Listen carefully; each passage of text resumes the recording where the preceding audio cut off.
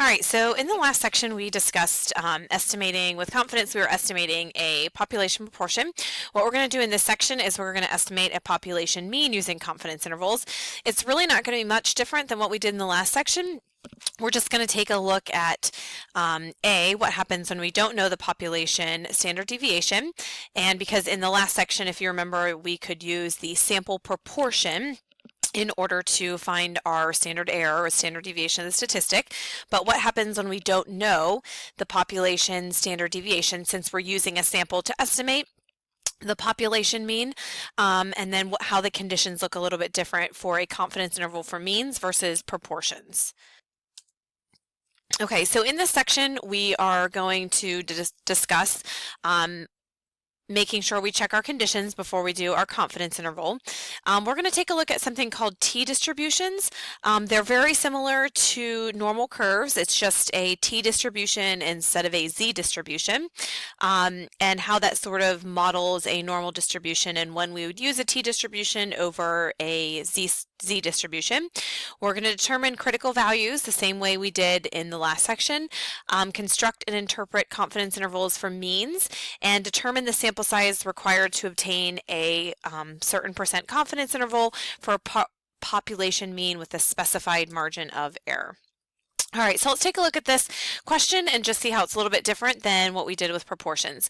So the principal at a large high school claims that the students spend at least 10 hours per week on doing homework on average. To investigate this claim, the AP Statistics class selected a sample of 250 students and asked them how long they spent doing homework during the last week. The sample mean was 10.2 hours and the standard deviation was 4.2 hours. Okay, so what we're going to do, now notice how this is sigma here.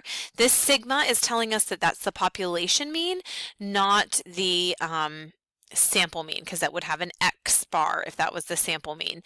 Okay, I also want you to understand that how will we know that this is means and not proportions? Since it says ask them how long they spent doing homework, that is a quantitative variable. Sample mean 10.2 hours, that's also a quantitative variable. Okay. So the first thing we're going to do is construct and interpret a 95% confidence interval for the mean time that students spend doing their homework in the last week. And then based on this interval, we are going to evaluate the principal's claim. Now, before we answer this question, what do we notice is different? I kind of went over this. We're constructing a confidence interval for means, not proportions. So just make sure when you're reading the question, very carefully read means or proportions. And then how will this change our confidence interval formula? Okay, so basic rules, we're going to go over the basic rules and then take a look at how that formula is going to be just a little bit different. Same idea, just basically a different standard deviation. So we're going to do the same thing we did before, basic rules. When you're doing this, you're still going to do the state plan do conclude. So what does that consist of? You're identifying the population of interest and the parameter you want to draw a conclusion about. You're choosing an appropriate inference procedure. In this case, we're using a one sample, because it came from one sample, Z confidence interval for means. Now, what I want you to note here is in the previous question, we knew the population standard deviation. So we're using a Z confidence interval or a Z curve whenever we know the population standard deviation. Okay, that is known. All right, the next thing we're going to do is check our conditions, simple random sample in context, population is 10 times the sample size for independence. And then just remember that in order for the Z-score to be, or Z-curve to be approximately normally distributed, for means, we use the central limit theorem. Okay, it's approximately normal if the sample size is greater than 30. Or if the population distribution is normal, then it will also be approximately normal. So remember the central limit theorem from sampling means, same thing here, but it only applies to means, it does not apply to proportions. You're going to make sure you show your work with the numbers plugged in and then interpret your results in context of the problem. So it's basically interpreting the confidence interval and the confidence level. Basic formula from last time, statistics. Your statistic that you gathered plus or minus your critical value times the standard deviation of the statistic, which is the standard error. Okay, so how does that look different for means versus proportions? Instead of your point estimate being a proportion, it's now going to be my sample mean. My critical Z-score is going to be based on my the confidence level that I choose, and then here's your standard deviation of the sample means. Now notice this is the population standard deviation all over the square root of your sample size. Population standard deviation goes with Z. So these two, it's like ZO. Okay, CO, just you're using Z-scores for population standard deviation. And you'll understand what I'm talking about in later slides. All right, so basically this is saying we're choosing a simple random sample of size n from a population. And in that population, we don't know the population mean, but we do know the population standard deviation. As long as the normal and independence conditions are met, a C confidence interval for the population mean is shown above. Now notice how it says independent and normal conditions are met. Well, we're already assuming that we have a simple random sample. Okay, so let's just answer the questions based on the last couple of slides. Let's construct and interpret our confidence interval for the mean time that students at this school spent time doing their homework. So you would read this and it says mean time. That should say, okay, boom, I have to use means, not proportions. And then since we know we have sigma, I'm going to use a Z confidence interval. Okay, so the state portion, we're constructing a 95% confidence interval. What are you estimating? Estimating the mean number of hours that students spend on homework. Plan, what is the name of the test you're using? One sample, I have one sample of 250 students. Z-test, because I know the population standard deviation for means, or you could say Z-interval. Okay, just note that the name is different. We're using this for means now instead of proportions. Okay, now we're also using a Z-interval since the standard deviation is known. That's all we've done yet, so you'll get used to that later on in the section when that does change. Next, we're going to check our conditions. We have a simple random sample of 250 students from their high school. Notice that's in context. It's approximately normal.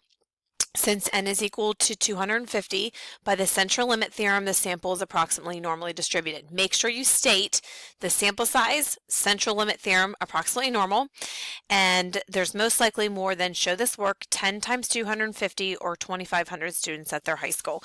Okay, so some could argue that there isn't necessarily 2,500 students at their high school, but remember, if a condition's not met, you can always state proceed with caution. We're not sure if this condition is met, and therefore we're not sure if we can make any inferences beyond the sample that we have collected. Okay, the do portion, same thing. You don't have to show this portion right here. Like I said, students often get the symbols mixed up, so I wouldn't necessarily use the symbols because I don't want you to miss points for using incorrect symbols, but just plug your numbers in.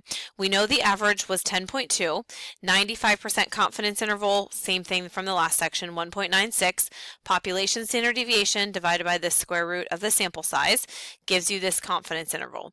Now, what's the conclusion? That's the interpretation of the interval.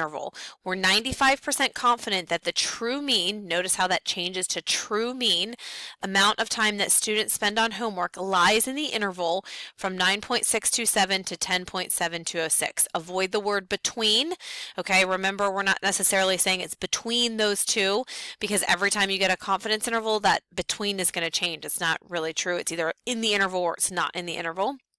And then here's the interpretation of the level, which talks about the method that we used in order to construct our interval. If we were to take 100 samples, 95 of them would produce intervals that contain the true mean amount of time that students spend on homework. Okay, so what's wrong with the one sample Z interval for means? Okay, so I sort of mentioned this before. We will rarely, if ever, use Z procedures to calculate a confidence interval for population mean mu. Almost never. Okay, that was just sort of a general idea of how we were doing this. The only time a Z procedure is valid is if the population standard deviation is known. Well, in most real world settings, we're not going to know the population mean or the population standard deviation. We're trying to estimate it, so we have to come up with another way in order to estimate the population standard deviation. So how do we estimate the population mean? when the population standard deviation was unknown, what did we do? We replaced the population standard deviation with the sample standard deviation. So very similar to the last section, we did not use the population proportion to make our confidence intervals. We used the sample proportion. So most of the time we're going to use the sample standard deviation, not the population standard deviation. However, there is a problem. If we repeatedly construct confidence intervals using the sample standard deviation and z, the intervals don't end up wide enough to capture the population mean. So how can we fix this? Okay, so here's how we're going to fix this. Number one, we're going to take a look at something called the t-distribution. All right, now this is only going to be used when the population standard deviation is unknown. So when the sampling distribution of x bar is close to normal, we can find the probabilities of x bar by standardizing it. So to get your z-score, you take your x bar, your sample mean minus the population mean, divided by your population standard deviation divided by your square root of n to get your sample standard deviation. So this is the standard deviation of the sampling distribution. So we can find the z-scores, find the probabilities using the sampling distribution.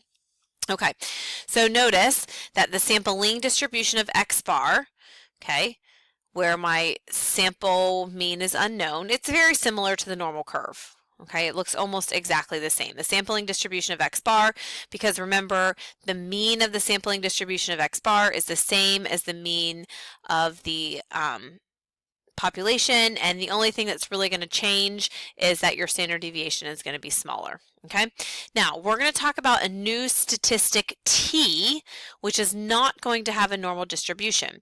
Why? When we don't know the population standard deviation, we can estimate it using the sample standard deviation. But since we've replaced this with the sample standard deviation, okay, since we've replaced this, we can no longer call it a z-score. It can't be a z-score because it's something completely different. So notice the difference here. We're going to call it a t-score instead of a z-score. And the only reason is we've now taken the population standard deviation and replaced it with the sample standard deviation. Okay, now when I take a look at all of these standardized t-scores, they don't necessarily have a normal distribution. All right, so we're going to take a look at this a little bit closer. When we standardize based on the sample standard deviation, S of x, okay, our statistic has a new distribution called a t-distribution. We can't call it the same thing because we're not using the population standard deviation, we're using the sample one, and that means that really your standardized values are going to change every time you look at a different sample. So how does this new distribution differ from the one that we talked about before? Number one, it has a different shape than the normal curve. It is symmetric with a single peak at 0. That's the same as your normal curve. However, it has much more area in the tails. Okay, so let's just take a look at this. So this is your t-curve based on using the sample standard deviation. So basically what this did, this t-curve took every single solitary sample that we had, we subtracted it from the population mean, then we divided by the sample standard deviation, square root of n. Okay, we use the sample standard deviation instead of the population. Then we place that value on this plot here. Okay, then we did it with a different mean and a different standard deviation plotted on my plot here. Different mean, different standard deviation. So every single one of these dots that you have here, because each of them came from a different sample, they all had a different sample mean, and they all had a different sample standard deviation. So here, each of these points had different sample standard deviations, okay? Now, let's take that same thing. Let's say we know the population standard deviation. Here's what your z-score looks like. Notice how there's a lot of area in the tails here. There's not too much area in the tails here. But with your z-score, think about this. Why is it more clustered together? Well, because the standard deviation was literally the same for every single solitary dot. We took our sample, we subtracted the population mean, but then every single one of these used the same population standard deviation, okay, in order to calculate the standard deviation for your denominator. So since that standard deviation is the same, they're all going to be clustered together. And this is just a little bit different because each of these, they could be spread out differently based on the data that you have. Okay, now like any standardized statistic, t still tells us how far your sample is from the population mean in standard deviation units. Okay, so it's literally the exact same thing. So if you have a t-score of 1.5, that means you're 1.5 standard deviations above the population mean. T-score of -2, that means you're 2 standard deviations below the population mean. Now there is a different t-distribution for each sample size specified by its degrees of freedom, which is the sample size -1, which we'll be going over what that means in the next video.